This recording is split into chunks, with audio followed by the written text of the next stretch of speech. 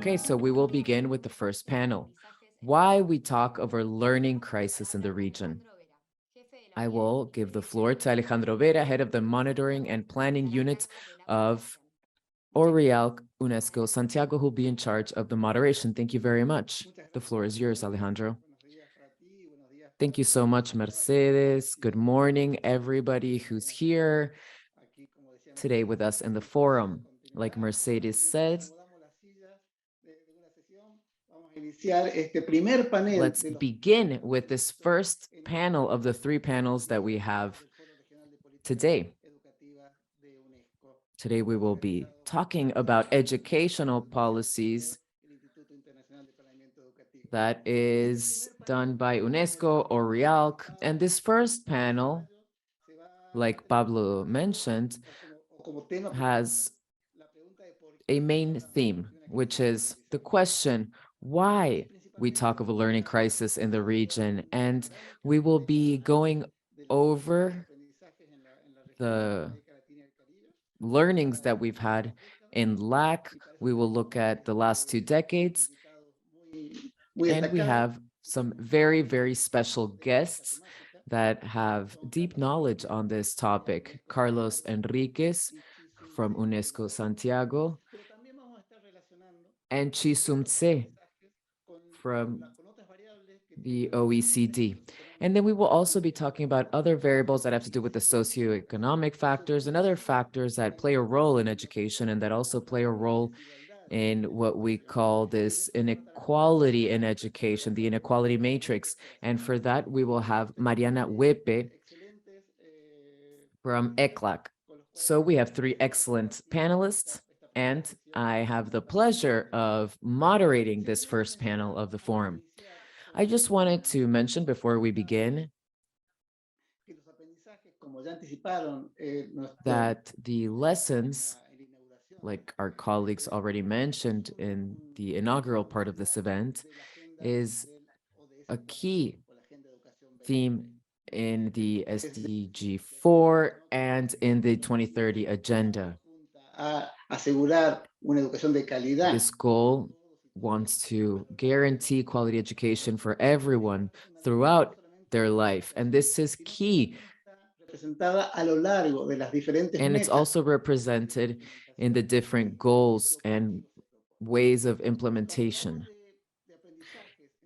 And when we talk about lessons and learning and the SDG 4, if we take a look at this agenda, we will already see that there are some classic traditional variables that we use in these dimensions, like skills of students in areas such as reading, math, but there's also this holistic view that has to do with values and attitudes that all students and the population should acquire in order to be able to carry out their life projects successfully.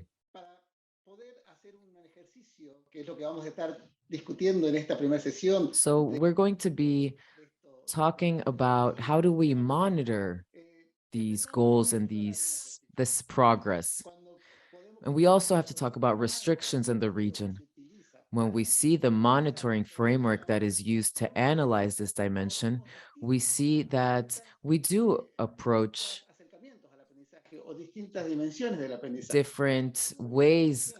different dimensions of learning.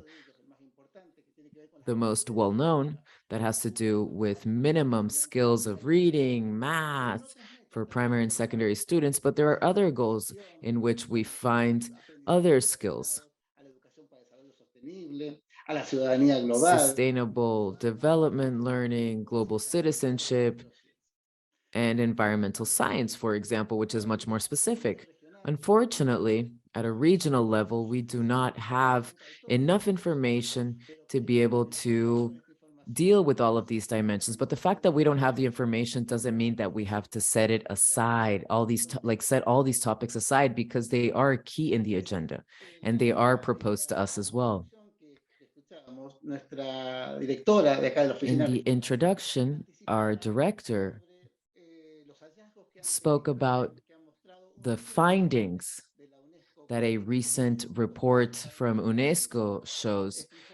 It was done together with UNICEF and ECLAC. And this report talks about SDG 4 and the progress and the 2030 agenda in the region. And well, we can see that there are some nuances. There are some indicators and some dimensions that have made progress in the region, maybe at different rhythms and rates, but moving forward. And there are other indicators that start to show that certain, like a certain stagnation, and that they are going backwards.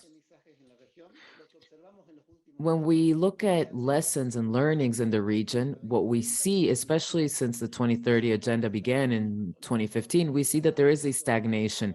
We see that there haven't been huge advancements made, and this was already said in the beginning by Jose.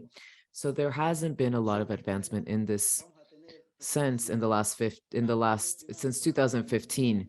And so now we will have Carlos Henríquez talking about primary school, and then we have Chi Sum Tse talking about secondary school or level. And Claudia mentioned that this situation comes before the pandemic. It existed before the pandemic. And then Jose Weinstein said that there's like this perfect storm, and then we don't really know what happened. I say that we don't really know because there's a lot of research that has to be done and a lot of analyses that have to be done on what really happened. But there are projections from UNESCO, the World Bank, UNICEF that tell us that the depth of what we call the learning losses has been notorious in the region. So what we see here is that there is a situation that has been taking place since 2015 until the beginning of the pandemic that was already concerning. And now we have, on top of that, the situation that we lived or that we have been living since 2020, and it's at a global level and at a regional level, and we don't know what impact it's had. We don't have the results of the impact. That's the reality. And that's what we have focused on this year. We're focusing on the learning crisis and the need to discuss how to approach this and how we can try to lessen the impacts and revert them in a medium and long term. So that was a quick introduction. Let's begin now with the presentation of each one of our panel members. And now I will present Mariana Huepe. Analista oficial de Asuntos Sociales en la División de Desarrollo Social de la Comisión Económica para América Latina y el Caribe, CEPAL. Tenemos el gusto de compartir muchas conversaciones y muchos intercambios entre ambas organizaciones. She works as Social Affairs Officers in the Social Development Division of the Economic Commission for Latin America and the Caribbean. She has a bachelor's degree in economics, a master's degree in development studies from London School of Economics, and a PhD in development planning from the University College London. Her main areas of research center on issues regarding on education and the labor market with a focus on inclusion, gender, and social protection. So her presentation is, the title of her presentation is Socioeconomic Inequalities and Their Links to Educational Achievements in Latin America. So let's see what she has to say to us today and how we can try to link this to context variables and other educational variables, like I said before, go hand in hand. Okay, you have 15 minutes, Mariana. When there is 1 minute left, I will let you know, okay? Muchas gracias, Alejandro. Thank you so much, Alejandro, for introducing me. And now I will share my screen with you. Esperen, aquí voy a cambiar aquí para que ustedes vean. Está acá. Voy a hacerlo rápidamente, ya 15 minutos. Okay, I'm going to speak quickly because I only have 15 minutes. Thank you so much once again for inviting me to participate in this forum that is so important. And it is a pleasure to open the panel and to tell you a little bit of the work that we've been carrying out with ECLAC in terms of socioeconomic inequalities and their links to educational achievements in Latin America. I'm going to mention 4 points. First, I'm going to talk about the progress and challenges in educational equality. And like Alejandro mentioned, I will focus on some access rates and other rates. I know that my other colleagues will go into other more specific topics. Then I will talk about education as a fundamental lever for inclusive development and equality. And here I will just quickly talk about this two-directional relationship between inequality and education. So education has an active role to play in the reproduction and mitigation of the different inequalities in the region. Third, I will talk about some factors associated with inequality in terms of educational attainment in the region. And lastly, I will finish my presentation talking about some guidelines for public policy. So in terms of progress and challenges in educational equality, I want to show you some figures. We can state that in the last few decades, the region has seen advancement in coverage, and these advancements are hand in hand also with inequalities. However, the efforts are not necessary to have equality in the access of education. And it also is an obstacle for us to achieve SDG 4. Okay, so let's begin with basic education. That includes educational development for children between 0 and 2 years old. So this is pre-primary education also. And both levels are in SDG, they're in part of the 4.0 agenda. And the idea is that they are prepared for primary education. On the graph on the left, you can see that in the last 20 years, both levels have advanced in terms of coverage. In average, there was an improvement of 20 percentage points in the last 20 years. So it went from 55% in year 2000 to 78% in 2020. However, like we already mentioned before, these advancements are also seen in these advancements saw a stagnation in the last 5 years. And if we look, we can see an increase from 2006 to 2020 of more than 10% to 20%. And this increase, even though it's significant, is still insufficient. And we can state that many families don't have access to educational development in this pre-primary level. In the graph on the right, you can see pre-primary attendance rate 1 year before the official primary entry age. Difference between first income quintile and fifth income quintile by country circa 2019. So you can see that quintile 5 does better than those who belong to quintile 1. This is seen in all the countries that have information about this. Regarding primary and secondary education, there have been advancements in the last few decades. Here you can see the evolution since 2010 forward in completion rates for primary, lower secondary, and upper secondary education between extreme income quintiles. And you can see here that there are figures that are close to universality figures. Even though the challenge was greater, completion rates increased a lot, especially in those groups with lower income. So this helps close the gap very, very slowly. But as the income increases, education increases as well.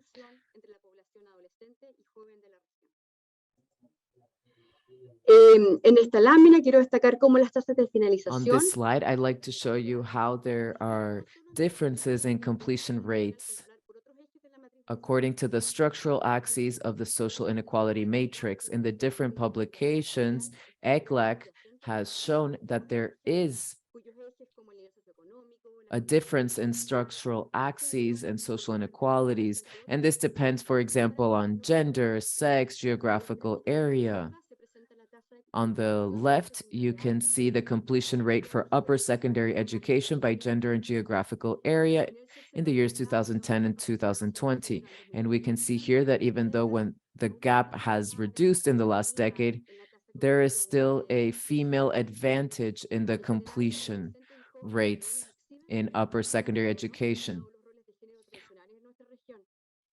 Due to gender roles, the boys tend to leave school more than girls. And they pick up work, for example, in detriment to their education. And then you will see in this presentation how, although women do complete education, that doesn't mean that they get better jobs. These cultural patterns are linked to structural discrimination that we can see along the cycle of women and men. And on the left, we can also see that when the gap reduced in terms of geographical area, there is a difference that we can see that is very expressive and significant in rural areas. And then we can see, for example, that there are various reasons for this, like public transportation, the lack of roads, and the lack of help to these rural regions of the countries. And then on the right, we can see how the ethnic and racial identity also impacts this in people between 20 and 24. These are the countries that we have information about. The Afro descent and indigenous population have lower completion rates, but this doesn't happen, for example, for the Afro descent people in Panama. So it's very interesting. It has to do with affirmative actions in education. Lastly, higher education. In general, all the countries of the country have had an increase in access to higher education, but with persistent inequalities in terms of income level, gender, and other factors. Here at the left, we can see the increase of inscriptions in higher education, both in men and women. However, we can see how the increased coverage came also with an increase of the gaps. According to the information in the countries where we have information in the right, here we have the date of conclusion of higher education. Though they have more than 20%, they are high in Brazil, and El Salvador, and other countries. In summary, the data show a process of continuous training of students, especially of higher income students, and those that are in lower income groups are lagging behind. Here we have the progress and the problems in terms of inequality. I have to highlight that education can impact different areas of development. They are not only important for the well-being of the individual, but also for the welfare of countries. Yeah, so the general welfare of the region also is impacted by the education. One of the main factors that partake in the mechanism of how education impacts social inequality, it has an impact on employment opportunities, income levels. Here we have the income received by men and women. So you have a lower likelihood of being employed if you are in lower income groups. So those who have access to quality education, they have a higher probability of overcoming poverty, having better jobs, and they have better access to a good life during old age. But education, it contributes to the integral development of people and of society. So in addition to the impact of education, of income and productivity, education is key to have a better positioned society. In this sense, there's another factor that is we need an education that are aligned with certain values related to respect and diversity. So we need certain values so that we can face the environmental, political, and social challenges that we will face in this century, and to contribute to society that are more equal and inclusive. And now going to the end of the presentation, this is the third point. I will talk about factors associated to inequality in the educational results. So, of course, this will be very in a summarized way because it will be the focus of the other panelists. So he will talk about the factors that impact inequality in terms of educational results. We have inequality of the offer and also inequality in material conditions and support you education. Also, the lack of approach of social policies. Here in equalities of offer, we have unequal access to primary education in the first childhood.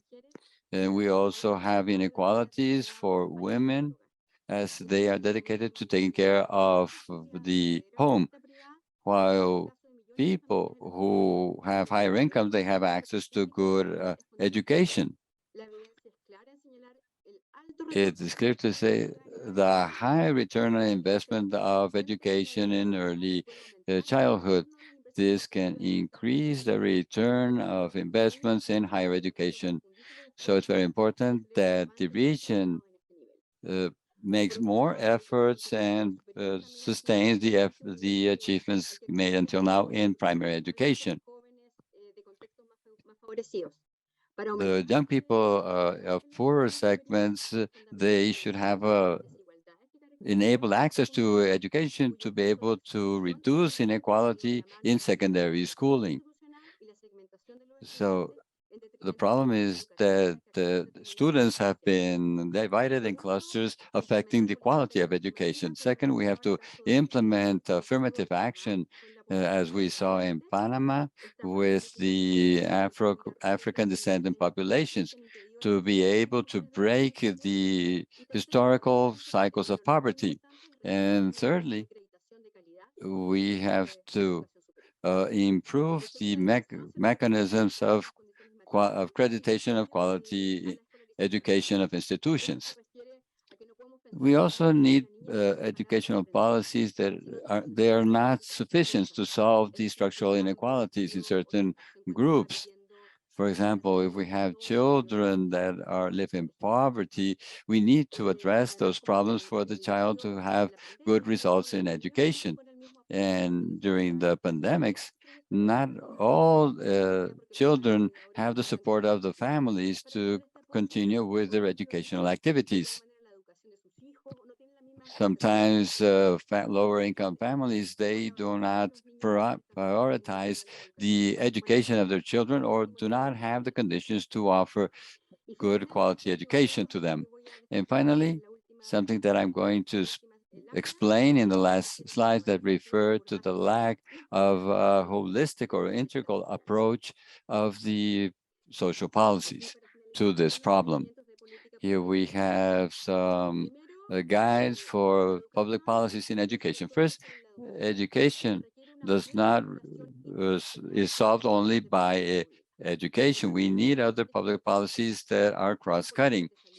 We need social, uh, social, educational, sexual policies that address different problems like digital connectivity, gender inequality, and other technological gaps. And we have to have safe spaces for schools with transportation policies thinking especially in rural environments, and also to have inclusive policies and also policies that reduce the gap between what is taught in schools and what is required in the region or the territory. Secondly, it's fundamental to offer an educational offering that promotes inclusion. And this is not only the quality of education, but what have been the mechanisms that have allowed more access and retention of students in secondary education, and also to know what we have to reformulate and change to have a greater institutional diversification to have better educational quality. Third, the educational transformation that the region requires, of course, requires more funding. So I have to say that this financial effort requires institutional effort. So it's important to improve management capabilities and governance capabilities in the different levels of the educational system to be able to translate more resources in more educational efficiency. And lastly, we require a great political, economical, financial, and social agreement in favor of education, where if we do not understand that investing in education is investing in the prosperity of society as a whole, we will not go forward. And to end, we will show you the documents that we have published in ECLAC. We have several educations, and also with UNESCO and UNICEF with the support of ECLAC. I invite you to pay attention this week because we're going to publish a series of social educational policies to be able to face the challenges imposed by the pandemic, to be able to reach a better quality and inclusive education. And ECLAC is focused on the educational challenges of the region caused by the pandemic. So I end here. And thank you very much for the invitation and to the audience for their attention. And I'm open to any questions.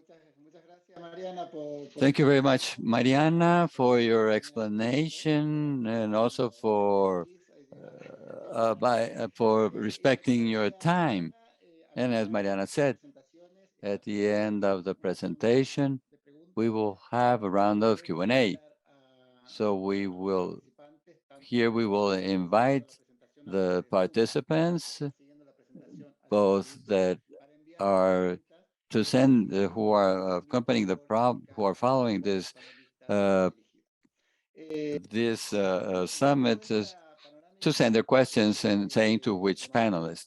Well, after this overview of Mariana, who made us remember not only the inequality aspects that affect the educational systems in the retention rates, but also with the message that education is a lever to combat the inequalities. Now we will have to a deeper analysis of the learnings, in this case, in the primary level. So here we will call a colleague, a member, Ernesto Santiago, Carlos Henríquez. Carlos Henríquez is the coordinator of the LESE, which is an old project of this region. Carlos is an engineer, and he is master's degree in management and public policy of the University of Chile. He has a degree in engineering also. He has currently a vast experience for 2 decades. He has held high-level roles at universities and in the public sectors. He has been general manager of UCE. He has implemented several of the studies of ERC studies and of the IIEP. He has also been educational director of Maipú. That's one of the most important universities of the country, and executive secretary of the Ministry of Education from 2014 to 2019. So Carlos, please go ahead.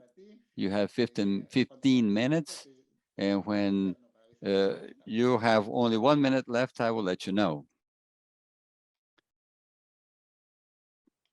Carlos, estás con el micrófono apagado. Carlos, you're muted. Can you hear me now? Can you hear me better? Perfect. Thank you very much, Alejandro, and to all our colleagues and panelists. Thank you to the IIEP and all of you who are present in this forum. And I'll try in these 15 minutes to talk from the Regional Office of UNESCO, especially from the USP laboratory, who is present in many countries to give us our perspective. The first thing is that the CNESIS is a South-South corporation institution from 1944 that tried to give evidence for decision-making processes. Because as our director said, we have gotten here with the effort of many. We still need to do a lot of things to transform the educational system and to recover. And also the organizations between the countries allows us to give better evidence to make decisions. We have a regional study that was born from a shared curriculum. What does that mean? Well, this is what should happen in all the countries of the region. Leonardo invited us uh, to tell what has to happen in the classrooms, and this is reflected in the curricula that our region schools should have. Of course, we have had a lot of improvements, but this shows what are the instruments, supports that we should have in classrooms. The second element is to assess at early age. We should take corrective measures in the educational system, doing comparative regional studies so that each country can improve and also have considerations about the progress done by other countries, especially in teacher performance, and also what are students learning in the classroom. So this evaluation should be applied at an early age, at year, and what does it assess? The most fundamental subjects like writing, math, and science, and reading. And we have to have a single evaluation, and the focus has to do on the 2030 agenda, where they should learn learnings that will allow us to make better decisions, to have a broader approach. So how can we learn and to respect each other? And also a study that has to do with some abilities in that direction. So I will try to talk about 5 elements.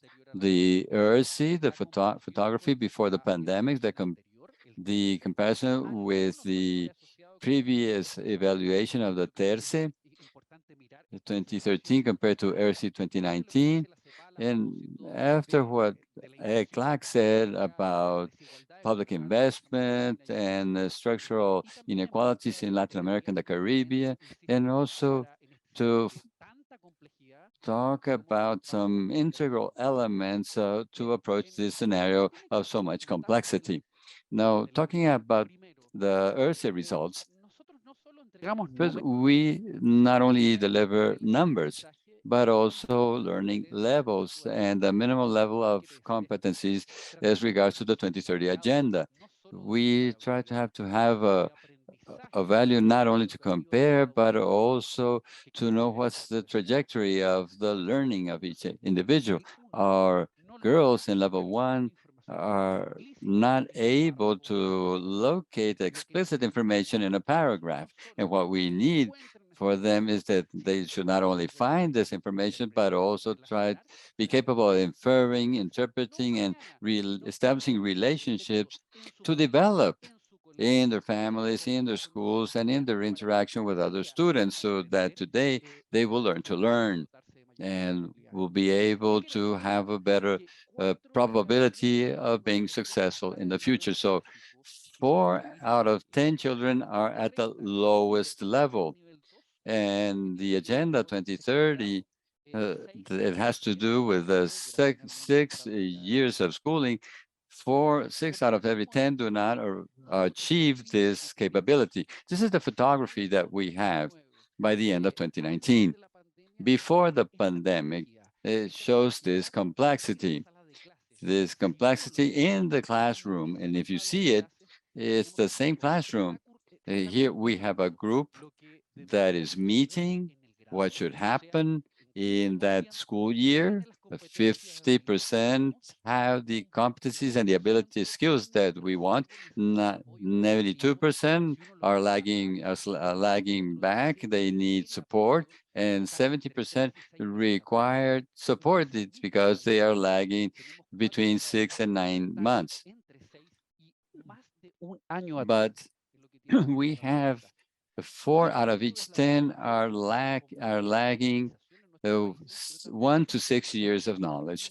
So here we're talking about support in classrooms, so that one curriculum requires support to be implement this curriculum on children with different levels of knowledge. So in math, students should not only be able to identify numbers to 9,999, but they should be capable of interpreting and organizing and measure using these numbers. Here, a very concrete example of this progression of knowledge and skills. No, the knowledge is not a goal in itself, but a means to develop that skill, to achieve a minimum level of competency that has to do with what we expect children to learn in function of the 2030 agenda. And in math, in both, we have, at least in grade 1 and grade 3, 1 out of 2 in level 1 and 1 out of 2. And if we add this 1 and 2 regarding 6th grade, almost 8 out of 10 or 4 out of 5 are in the lowest learning levels. What does this mean? That in the case of math, for example, or language, they will be able to read numbers, but not use or interpret the information or achieve greater skills. Therefore, if we compare these results before the pandemic, well, this is the scenario that we see. And on average, the region is stagnated, but we have to see what happens in each one of the countries. So this is the image that we have. We can't compare Cuba or El Salvador. They participated in 2019 in the ERC, but not in the TERC in 2013. And we have this scenario of countries that have the same results, some that have low results compared to 2013, some that have a different behavior depending on the analysis. And then we have Peru, Brazil, and Dominican Republic, which are more consistent. Having said that, we are very, very far from the goal of the 2030 agenda. And we say this because it's 2022, we will have an ERC in 2025, and hopefully we can double our efforts. And this is all based on evidence, and we are seeing a very complex scenario that is concerning. There are some factors that are associated, and there are other parameters. We do have a crossroad, and UNICEF, ECLAC says that 15 countries have reduced their investment in education since 2015. And I want to repeat this because I think this is very, very concerning. there are some elements that I would like to discuss too. First of all, thinking of associated factors and what can we see? And the literature reinforces that investment or aid in pre-primary education is associated to greater learning. So this proves the power of investment. Secondly, grade repetition is not associated to greater learning. So it's very important to review this measure. On its own, it does not generate more well-being and learning in our students. The next element is absenteeism. We're talking about at least missing 10% of days of class, and it is associated to lower learning. In the pandemic, we saw this. And so we saw how we can create initiatives so that children go to school. This is key. And then on the other hand, you have expectations of parents for future schooling. That's also something that we want to discuss because it's very important in order to achieve greater learning. And what did we find about teacher practices? We asked students, so this measures how frequently teachers carry out certain teaching practices that are perceived by students. And this is linked to greater learning. So students, when they see that their teachers organize their classes better, or when there are actions that show interest in students and interest in their well-being, this is linked to greater learning. This was seen because of a survey that was done. Our educational systems have to be more equitable in order to make up for social inequalities. There is a difference in learning when we think of some of students with lower income. And this can mean a difference of more than one scholar year. That's why we're talking about how important it is to have policies that help make education more equal for everyone. And then if we go into rural and urban differences, well,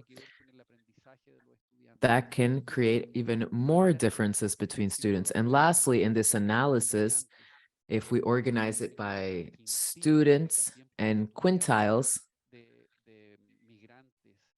and immigrant students, well, that's also associated to lower results. Our analyses of ERSI 2019 was, well, before the pandemic, but if you carry out a survey between the learning and the total amount of class days, you can see that our schools in the region kept schools closed for a very long time. We have to be able to revert these situations. You can see the situation in this graph.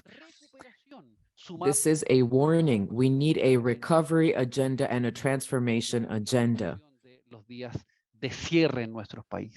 And this has to do with school closures in our countries. And then a last analysis.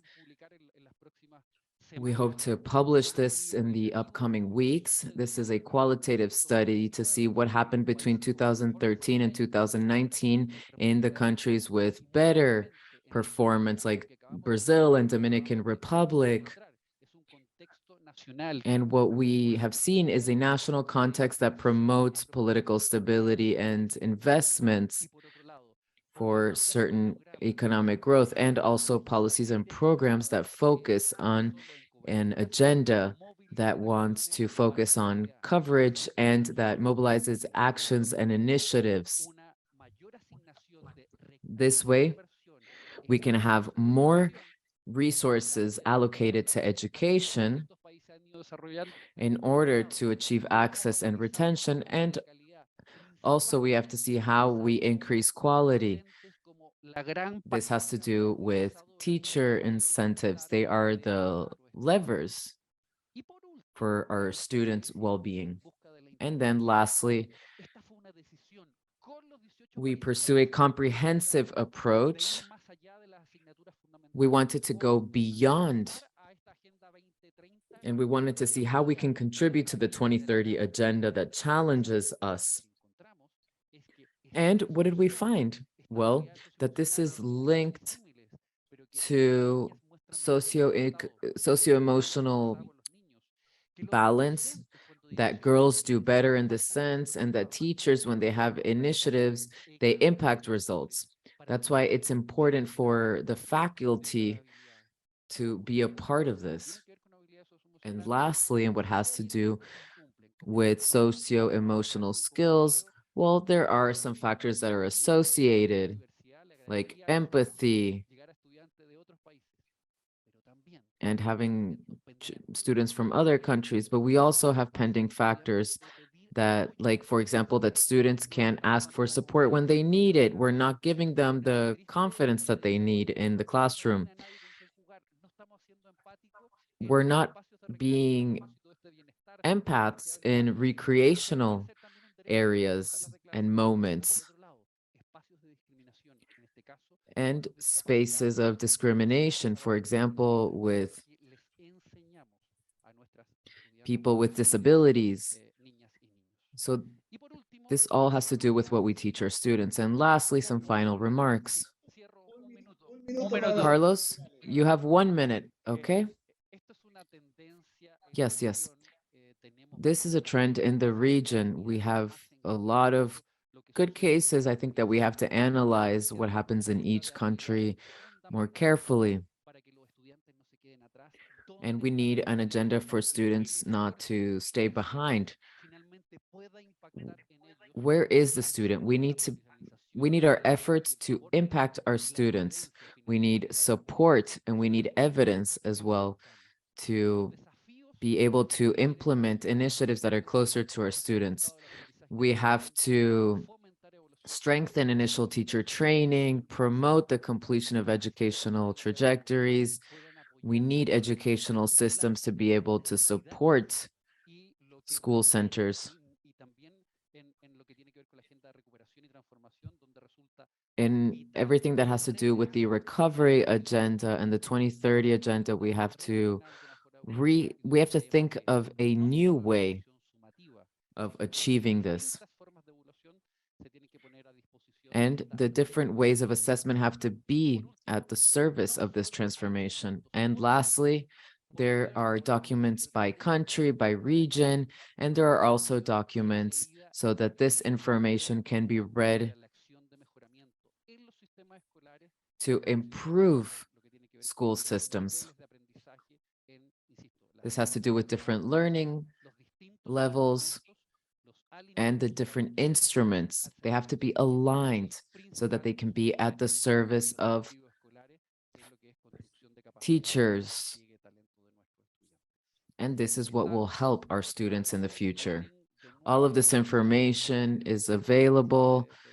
And here is the link of our regional office, unesco.org. Hopefully, we were useful with this information so that we can move forward to recover education in Latin America and the Caribbean. Thank you so much, Carlos, for your presentation. It was very, very complete. And I think that the audience today is very thankful for all the details that you gave us. The averages that we see forget the richness of the education when we work on the information by country and analyzing it from different perspectives, like you just showed us in this presentation.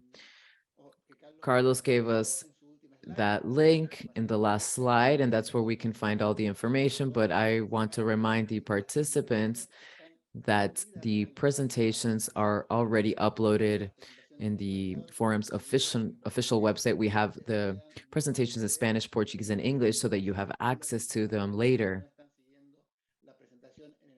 The same goes for those of you who want to see the presentation in different languages. Okay, now let's go to the third talk of this first panel.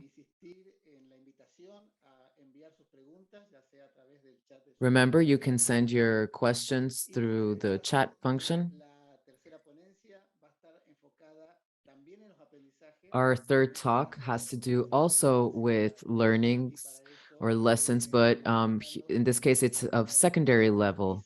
So let's see what the PISA study or tests say. I just wanted to say that the ERSI study and the PISA studies are two sources of information that are used to officially monitor the SDG 4 at a global and regional level. And it is used so to monitor the dimension of learning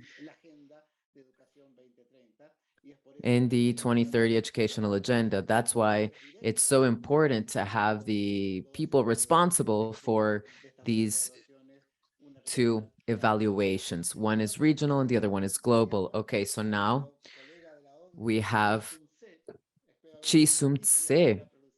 Hopefully I pronounced your name correctly. Chi Sum Tse is going to give a presentation on secondary level according to PISA tests. He is currently studying for an MSc at the University of Oxford. He was an Alexander Yersin Scholarship recipient at the Sciences Po Paris, where he completed an MA in International Development. He also pursued master level courses on Mercosur at the University of Buenos Aires. He knows our region very well, and Chi Sum works as an analyst for the PISA per Schools project at the OECD. There, Chi Sum provides technical assistance to countries looking to implement the project, assist policymakers and school leaders in understanding school results, and something that's very important to transform data into action.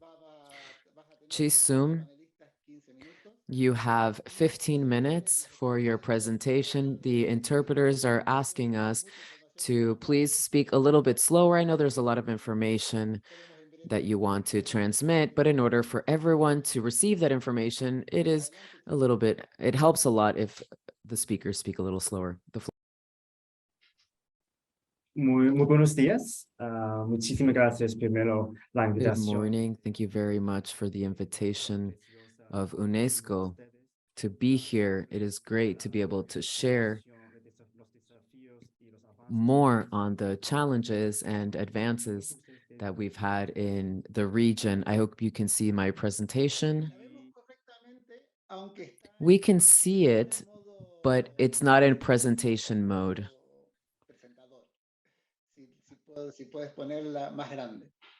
If maybe you can put it in presentation mode.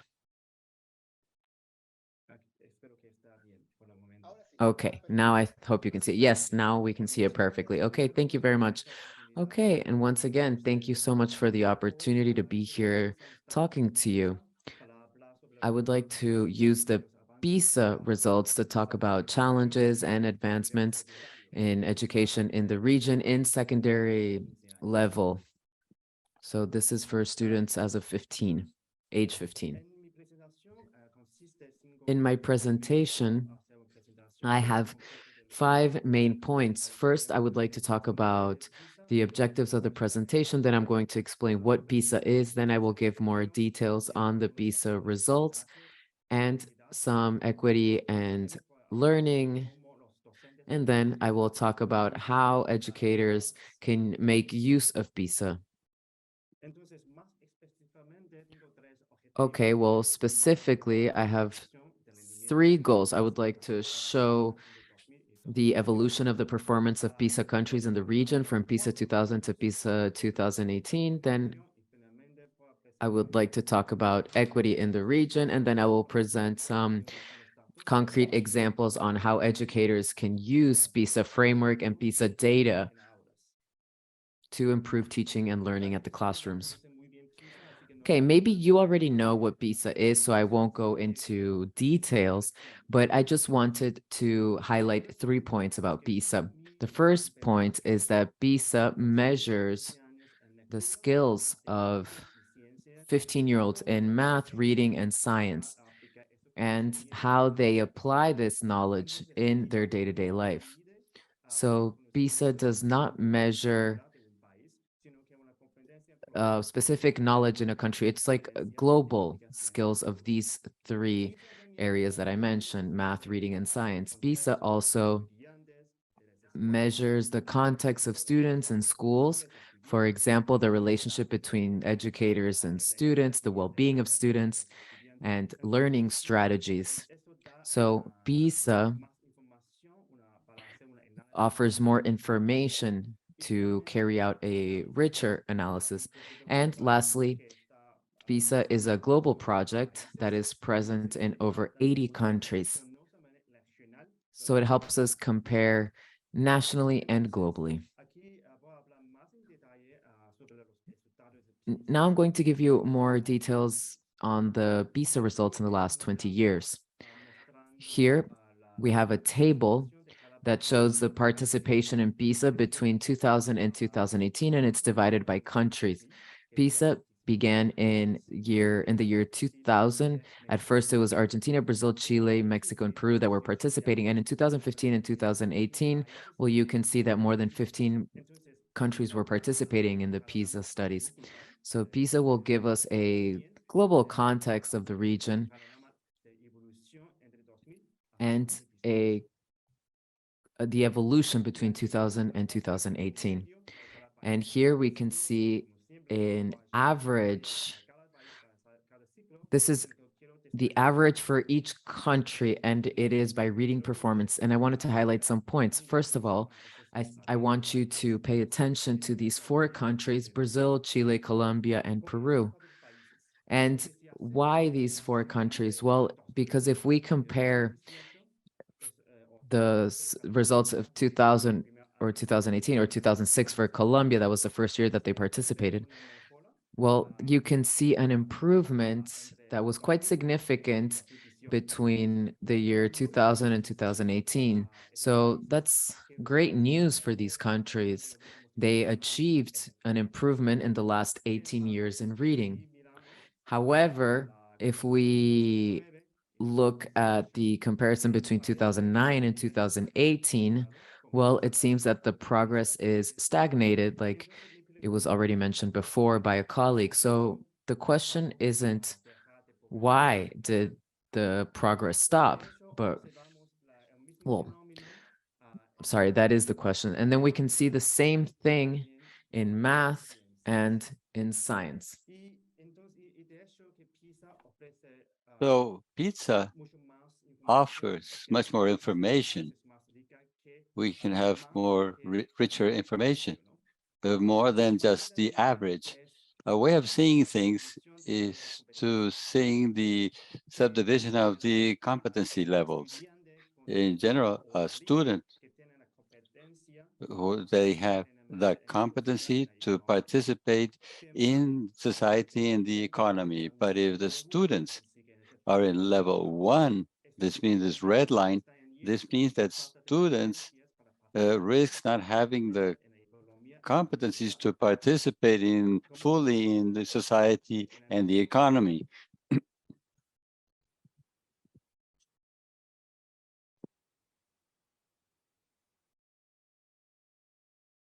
We are experiencing audio problems. We will wait, and as they resume the broadcasting, we will resume translation.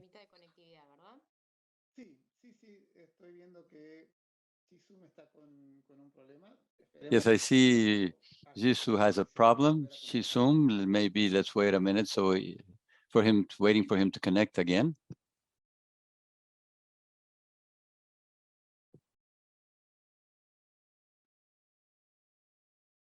Muy bien. Yo diría que esperemos unos segundos más y ahí tomamos una decisión. So let's wait a couple of seconds more and then we'll decide what to do.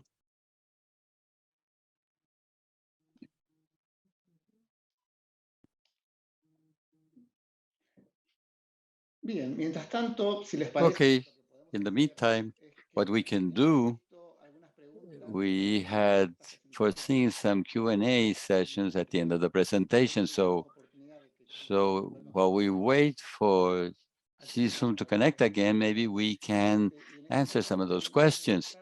In that case, we will begin with our colleague, Mariana Huepe, who did the first presentation. And we received a question that came through YouTube. So you can see that we have the same participants in both channels. So the question is from Elsa Cardoso. She doesn't say from which country she is, but I think the question has a regional character. So how to break this inequality gap in terms of education and social conditions, and also in terms of working conditions using educational policies. So Mariana, if you could talk about this, then. Well, I will address this question very briefly.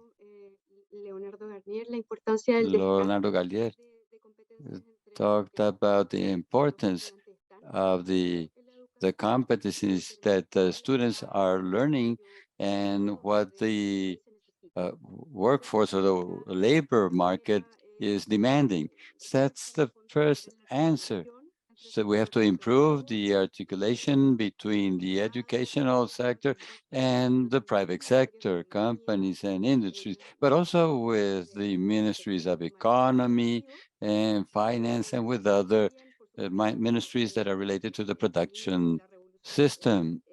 Everything in line with the digital revolution. All of us will have to train continuously. Yeah, so we have to strengthen our continuous education alternatives throughout our lifespan. We're not living as in the Fordist era where we began to work and we knew everything we needed to know. So education now has to be in line with helping students and professionals to constantly improve competencies. That can be reskill or upskill, as said in English. I will try to find the name in Spanish later on. Maybe somebody could put that in the chat.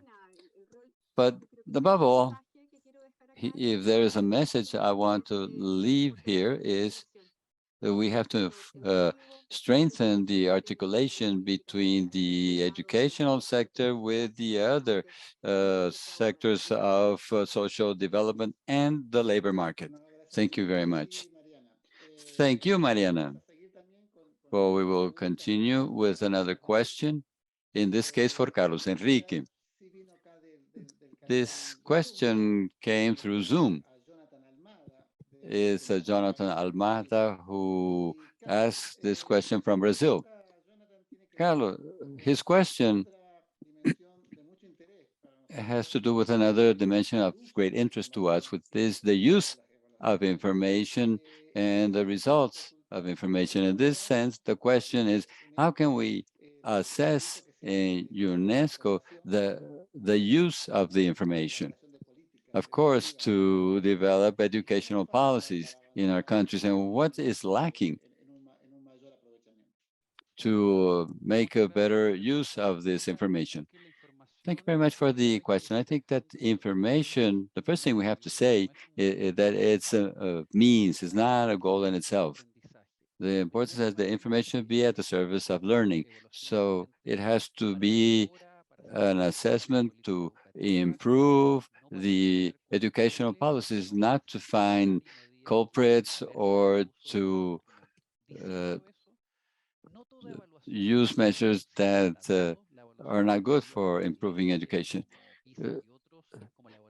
We have many evaluations like PISA, ERSA, and national evaluations are important to improve educational policies. But when we begin to get closer to the school, we require other types of information and diagnostic information per children at the beginning of the school year and at the end of the school year so that the teachers can receive that information on time to make corrective actions in his teaching system and methodologies to achieve better learning. And everything that we can do to reduce uh, reduce the use of grades and improve the use of formation. Having information improves your actions. So we have a greater diversity of instruments, and the teacher has to be the main driver of the decision-making process, because the information has to make sense for the teacher as a driver of the learning improvement. So we have to put everything together, the measurements, the formative and the diagnostic measures. So here we have sub-regions and provinces that can make decisions to support that work. And we have to combine all this. We have to combine grades with formation and with the directors and the teachers in the classrooms. So this is what we emphasize in the laboratory. We want to diversify the instruments, the decision-making instruments. Thank you very much, Carlos, for your comments, very valuable comments. Here, our colleague Chi Sum, he was able to reconnect himself, so we will have the opportunity. He will have the opportunity to finish his presentation. Here he is back on again. So could you share your presentation again, please? El punto en el que habías interrumpido. And we can start where you stopped. Thank you very much. I'm sorry for my technical problem. We don't have the best technology in the world, unfortunately, but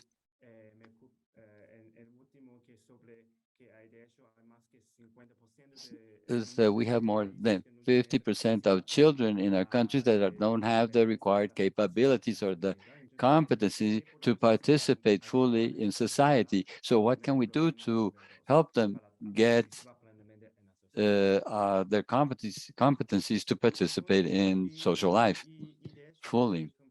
And with PISA, we can see the performance of countries in a different manner. We can see that the performance distribution in in various percentiles. Here we have an example of two countries, Brazil and Colombia. Why Brazil and Colombia? Because these are two very different countries. And an interesting here in PISA 2018 is that these two countries showed the same average performance. But if we look at this more granularly, we can see with the comparing the 10 best percentile with the 10 worst percentile, we see a very different situation. The differences in Brazil, the gap is much greater than in Colombia. So as a policy formulator, you have to ask yourself, why? Why is this happening? What type of situation, what type of reduction of this gap do we want, considering this different context? And we can see a gap between genders. In general, girls have a better performance than boys. However, if we see math and science, we see that boys have a better performance than girls. So the question is, how or what do we have to do to give the same opportunities for girls and boys to achieve these competencies? So quickly, going to talk about equality. The first thing is the coverage. And here we can see the coverage of children up to 15 years old in PISA. The important thing is that PISA does not include boys and girls that are not in the formal educational system.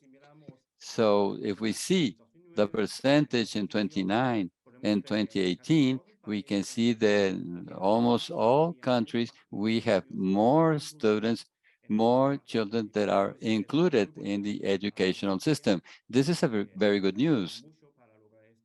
And we have done a lot of efforts to achieve this. However, in many countries, uh, in some in some countries, we have up to 40% of children 15 years old that are not in the formal educational system. So what could we do to give a better educational opportunities to these children?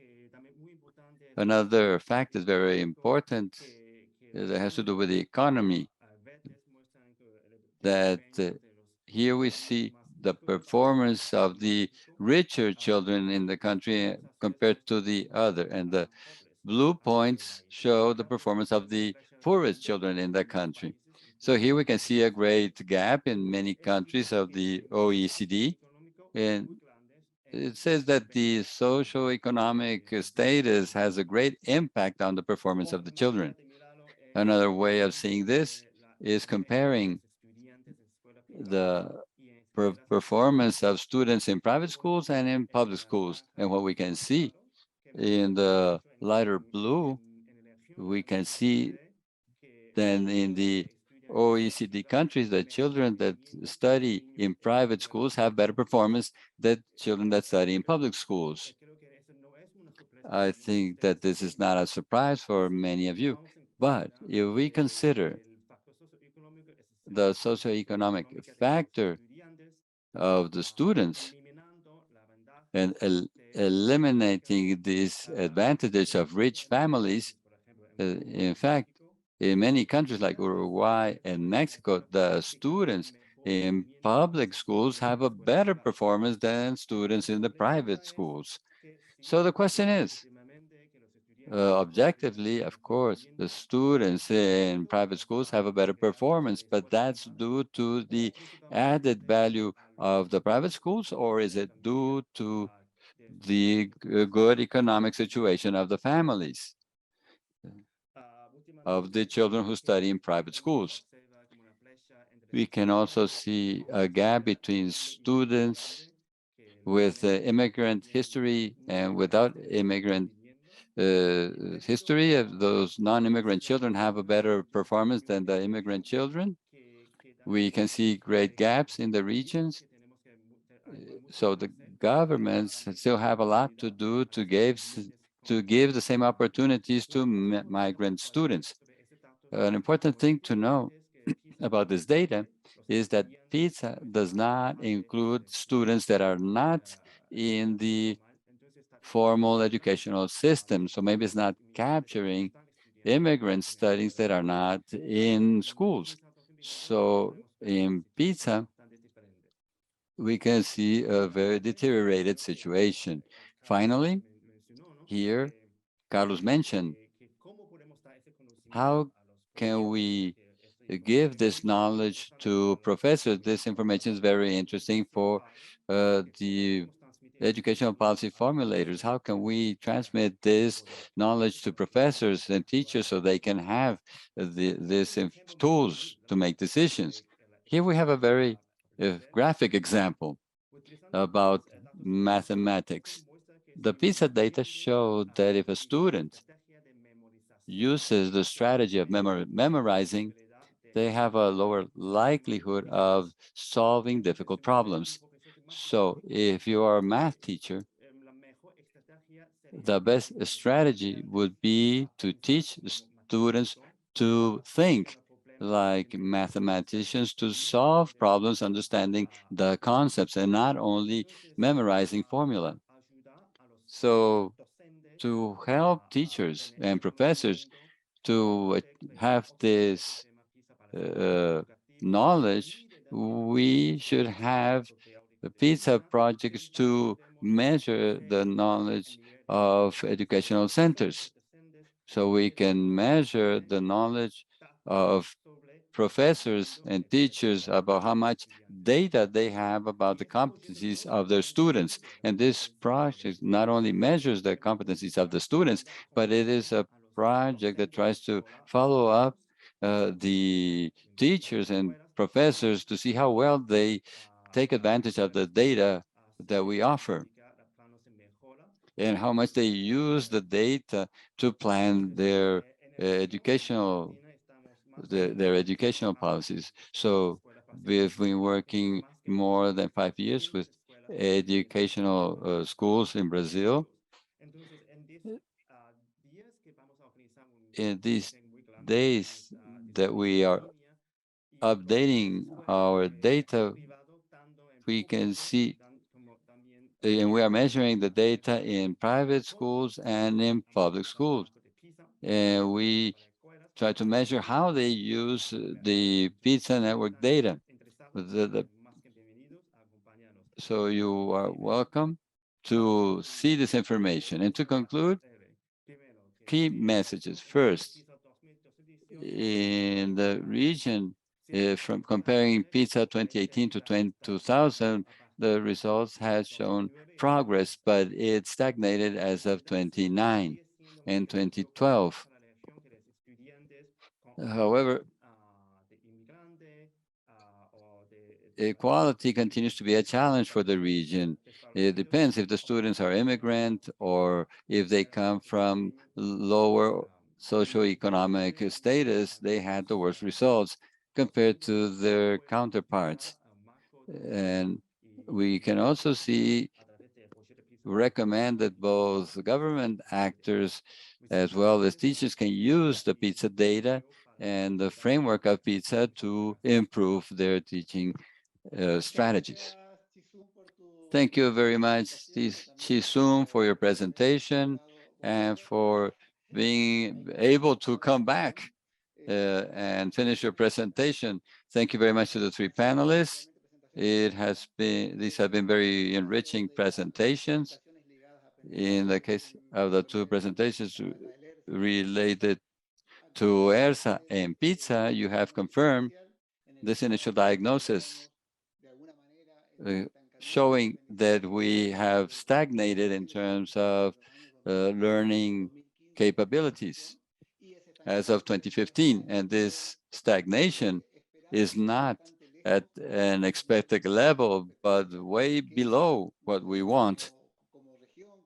Know that we have set as goals as a region, what we have proposed, what we want to achieve in the next years in the 2030 educational agenda. You have also pointed out inequalities between countries and also within countries, depending on the different population. Inequalities that make a lot of sense with what Mariana presented in terms of social terms that affects not also learning, but other factors that affect learning.